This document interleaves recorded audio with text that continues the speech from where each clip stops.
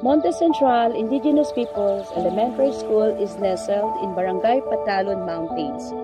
It is the first IP school in Zamboanga City, serving about 72 children yearly. Yet, due to the lack of electricity in the surroundings of the Susbanon community, the school faces challenges in implementing e-learning and using electronic educational tools. Ako po, si Rhea May Almero Francisco, nakatira po sa Monte Central, Zamboanga City at nagtuturo po sa Monte Central Indigenous People Elementary School. Grade 5 teacher po. Dito po sa amin ay wala pong kuryente. So nahihirapan po kaming mga guro, lalong-lalo na po sa pagtuturo. Ngayon po kasi na-experience natin yung heat index. So dito po sa amin napakainit ng panahon. At lalong-lalo na po, maliit lang po ang room namin. At yung room po namin ay gawa lang po sa sawali at sin. So napakainit po ng room namin. Kaya po yung mga bata at mga guro, nahahagard na dahil sa init ng panahon. Wala po rin kaming kuryente at wala rin po kaming electric fan. Kaya po, mahirap po kasi mainit.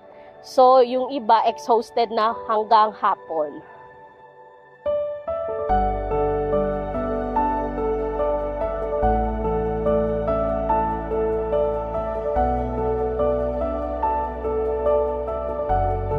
Molongas Lolabong, good afternoon.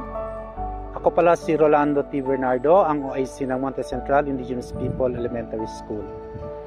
Napaka malaking balakid sa amin bilang isang guro nung wala pang solar dito sa Monte Central, dahil lahat ng mga gawain namin ay nahirapan kami, lalong-lalo na pag ito ay naka-schedule na isa-submit, at minsan bumababa pa kami sa baba para ipiprint lahat ng kailangan namin para masubmit lang namin ang kailangan namin.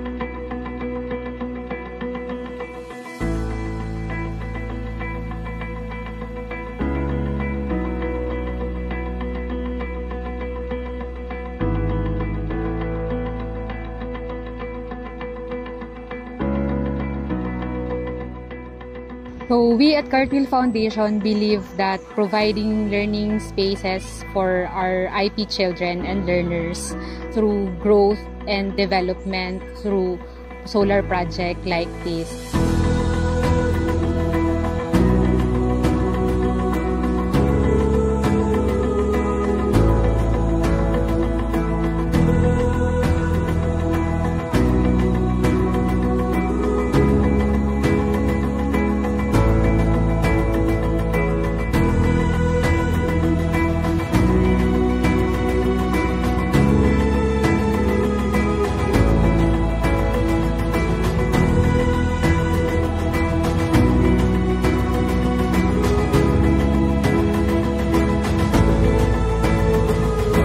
Molongas si Solom, Buenos Dias.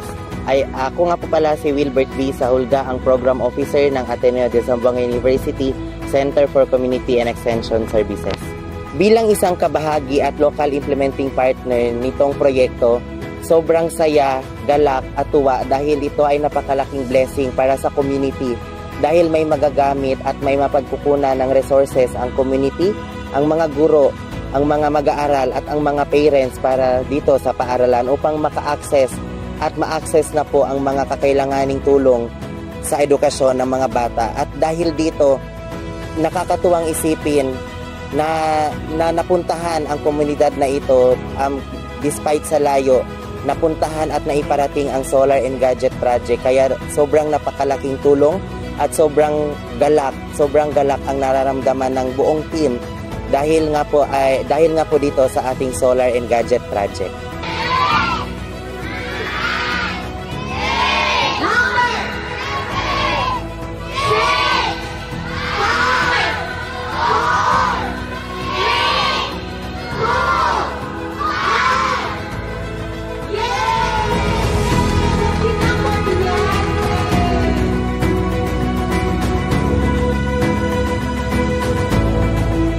Super binalegre gayon na alegre yo kay dura kami na jamon sueño na every time meeting kami amo kat sa kami tapidi.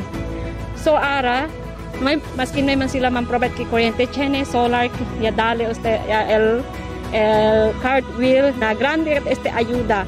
Alegre yo na chene ya solar na para pwede kami kiusay na mga bata. Hindi lang iyo alegre, especialmente el mga nana alegre también na igual conmigo, ya puede ustedes kanamon ayuda.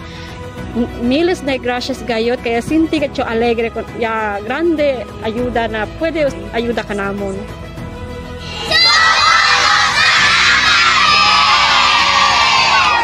The Ateneo de Zamboanga University Center for Community Extension Services is very thankful to Cartwheel Foundation, to Insights and the Solar Solution for bringing the project to the community.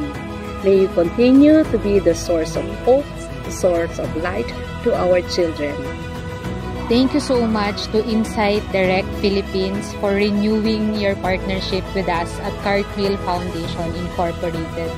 To our development partner, Ateneo de Zamboanga University Center for Community Extension Services, for your continued support and linkages to reach more IP communities.